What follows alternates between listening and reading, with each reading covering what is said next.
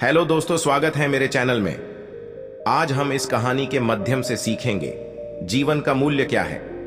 तो चलिए कहानी शुरू करते हैं।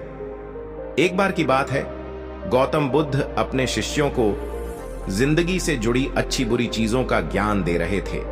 सभी शिष्य उनकी बातों को बहुत ध्यान से सुन रहे थे। उन सभी में एक शिष्य ऐसा था जिसे प्रश्न पूछने की बहुत आदत थी।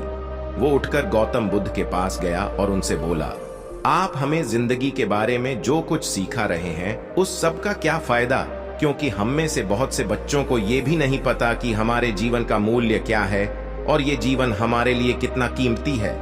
पहले आप हमें ये बताइए कि इस जीवन का मूल्य क्या है।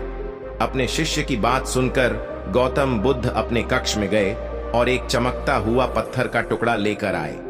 वो टुकड़ा उन्होंने अपने शिष्य को दिया और बोले, मैं तुम्हें इस जीवन का मूल्य तब बताऊंगा जब तुम इस पत्थर का सही मूल्य पता लगाकर आओगे। साथ ही ये ध्यान रखना कि तुम्हें ये पत्थर का टुकड़ा किसी को बेचना नहीं है।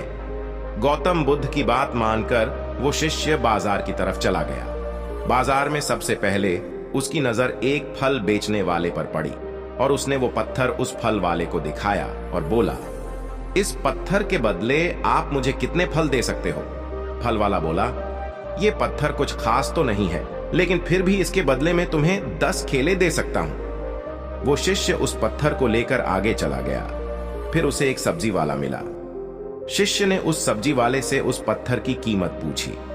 सब्जी वाले ने उस पत्थर को ध्यान से देखा और बोला, इस पत्थर की कीमत के बदले में तुम्हें ज्यादा से ज्यादा एक बोरी भरकर सब्जियां दे सकता हूं। इसके बाद वो शिष्य उस पत्थर को लेकर एक सोने के व्यापारी के पास गया। उस पत्थर की टुकड़े की चमक देखते ही उस सुनार ने उसकी कीमत 100 सोने के सिक्के लगाई। शिष्य ने वो टुकड़ा बेचने से मना किया तो वो सुनार उसके बदले 200 सोने के सिक्के देने को भी राजी हो गया, लेकिन शिष्य ने वो पत्थर नहीं बेचा।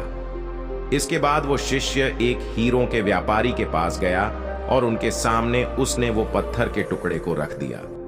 उस पत्थर को देखते ही हीरों के व्यापारी ने एक साफ कपड़ा बिछाया, उस पत्थर को उसके ऊपर रखा, फिर उसकी परिक्रमा की और हाथ जोड़कर उस पत्थर को कपड़े में लपेटते हुए वो बोला, तुम जिसे मामूली पत्थर समझकर उसकी कीमत पूछ रहे हो, असल में ये एक बेशकीमती रूबी है। ऐसा रूबी हर किसी को नहीं मिलता।